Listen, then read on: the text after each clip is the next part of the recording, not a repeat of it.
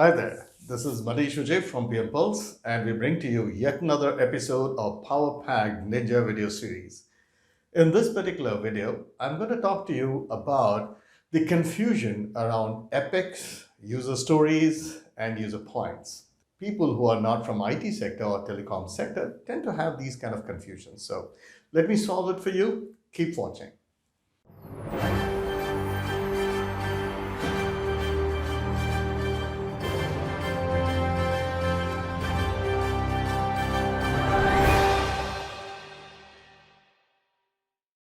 To say the obvious that Agile has now become the integral part of PMP certification. Yes, Agile has been adopted rather well in most of the industries, but let's also keep it in mind that Agile really cannot be applied yet, and I don't think so in the near future as well, for traditional industries like manufacturing, things like construction, things like infrastructure.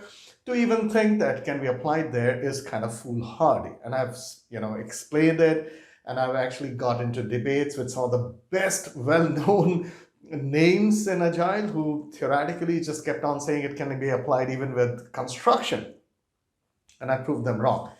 Yes, prefabricated work in construction is not the same as Agile. It is still traditional project management. But that aside, if you look at the PMP certification, if you look at the new format, right now you will get only 10 questions till December for every 200 questions of PMP, right? In every set, you're supposed to get just 10 questions on Agile. But come 2nd of January 2021, we will be actually facing the new format of PMP examination, which would mean that 50% of the questions would be, talking about different flavors of Agile. Basically, they'll be talking about Agile.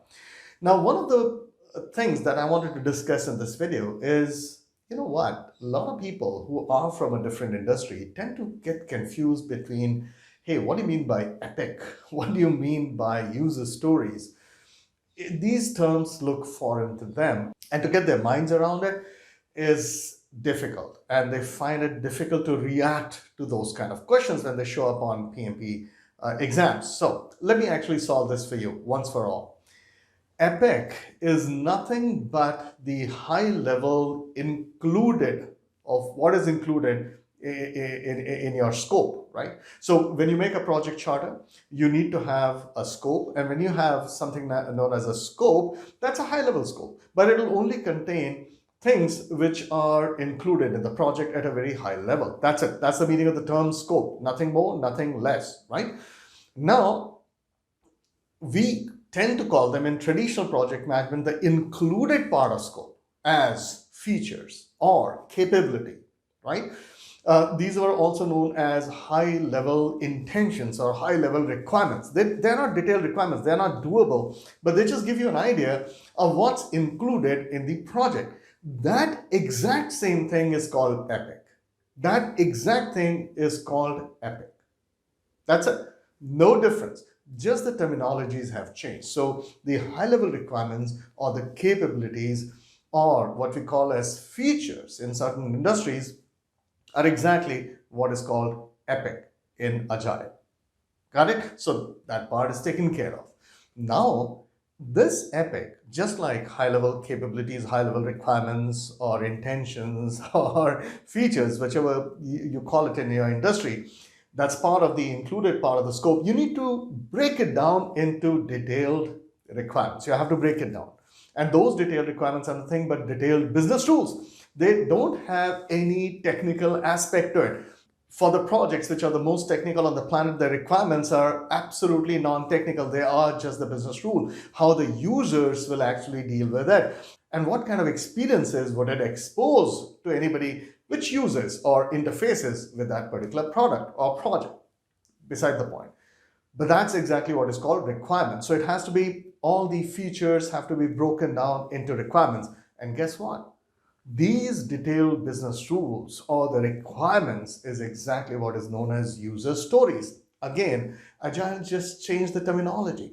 You can actually do perfectly good Agile if you knew when to apply it and what are the concepts behind it logically, not just theoretically. you'll realize that you would not even have to change this terminology and you can actually do perfectly good Agile. They mean exactly the same. It's just that Agile wanted to have their own ecosystem and therefore they came out with their own terminology and they've been successful in creating an ecosystem. Let's face it, I mean, it all involves money. It's ultimately a money game, whether you want to like it or not. So they had to create this complete, unique dictionary of terminologies only for Agile so that it could have an ecosystem of its own. There you have it. So now you know. So you have the epics, which are just features or high-level capabilities, which have to be broken down into detailed requirements or business rules. That's exactly in Agile, which is known as user stories. Guess where it is recorded? It is recorded in something which is known as an iteration backlog, because user stories are only broken down till you reach a specific iteration. It's not done at a release level and it's not done at a product level. So product backlog, release backlog, they only have epics, but it's only at the iteration or the sprint backlog that you have, which is called as user stories. You know what? You can even call the sprint backlog as BRD, business requirement documentation. It's exactly the same. It's a requirements document, right? All right, now once you've converted your epics into user stories, all user stories will not be of the same size, because that's basically users' experience from a user's perspective at a very, very granular level. So no matter how granular you get, you know what, they would be of different sizes. But then how do you measure the size? Because you have to estimate for them. You need to figure out how many user stories would be built in this particular iteration. So you need to estimate that.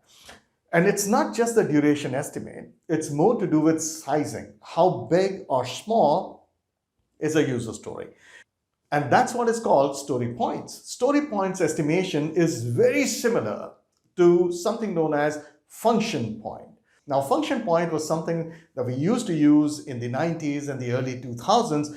And for some reason, it has gone out of fashion, though its effectiveness has not. I still use it in a very effective manner with the latest technologies which are prevalent in the industry of IT and telecom. It still works, but this is just an analogy so that you understand exactly what a story point is.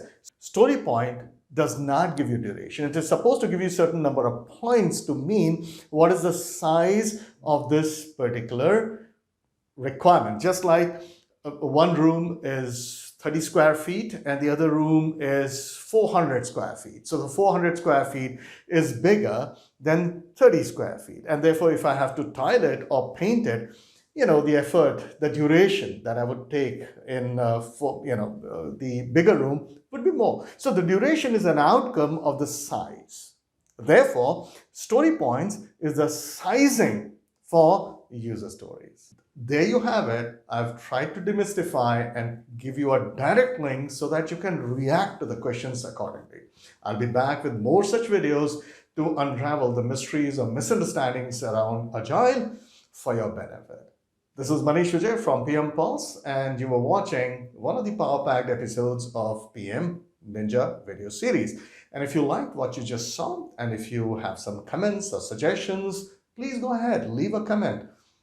Just put a thumb mark. It helps us a lot. And guess what? If you do not want to miss out on any of our videos that we keep posting all the time, subscribe to our channel. Thank you for watching.